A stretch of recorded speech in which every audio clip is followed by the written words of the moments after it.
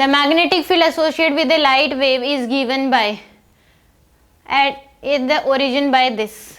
If this light falls on a silver plate having work function 4.7 electron volt, what will be the maximum kinetic energy? तो यहाँ पे दो type की जो है वेव डाली जा रही हैं इसमें.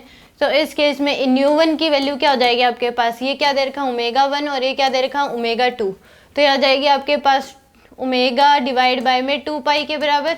ओमेगा की वैल्यू है फर्स्ट केस में 3.14 इंटू 10 की पावर 7 c इंटू 3 इंटू 10 की पावर 8 डिवाइड बाय में 2 इंटू में 3.14. ये इससे कैंसिल, ये आ जाएगा 3/2 इंटू में 10 की पावर 15 यानी कि 1.5 इंटू 10 की पावर 15. ये तो nu1 की वैल्यू.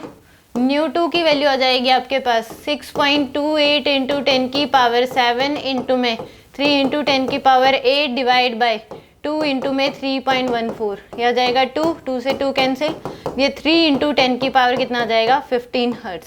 अब जिसमें फ्रीक्वेंसी ज़्यादा उसकी जो फोटोन की एनर्जी होगी वो क्या होगी, ज़्यादा होगी. जिस वेव की फ्रीक्वेंसी क्या होगी, ज़्यादा होगी, उस फोटोन की एनर्जी क्या होगी उस केस में ज़्यादा होगी.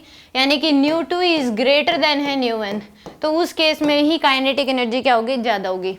तो यहाँ पे EP इक्वल टू क्या होता है h न्यू मैक्स लिखोगे इसको, फिर k मैक्स प्लस में क्या हो जाएगा आपके पास वर्क फंक्शन.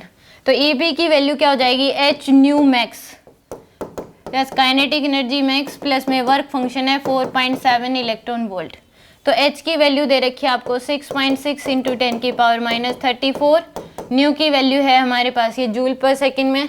न्यू की वैल्यू कितनी है 3 इंटू 10 की पावर 15 डिवाइड बाय 1.6 इंटू 10 की पावर -19 इलेक्ट्रॉन वोल्ट में आ जाएगी. Kinetic energy max plus 4.7 electron volt. तो यहाँ से अगर सोल्व कर लें इसको तो आएगा 6.6 इंटू में 3 डिवाइड बाय में 1.6 तो आएगा आपके पास 12.375 इंटू में हमें करेंगे 19 प्लस में 15 में से, तो यानी कि इतनी आ जाएगी आपके पास इक्वल टू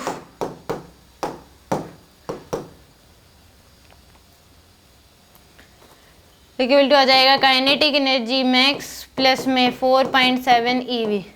तो यहाँ से काइनेटिक एनर्जी मैक्स की वैल्यू आ जाएगी आपके पास 12.375 में से माइनस कर दो आप 4.7 तो आएगा 7.67 यानी कि 7.72. डी ऑप्शन क्या होगा इसका करेक्ट होगा.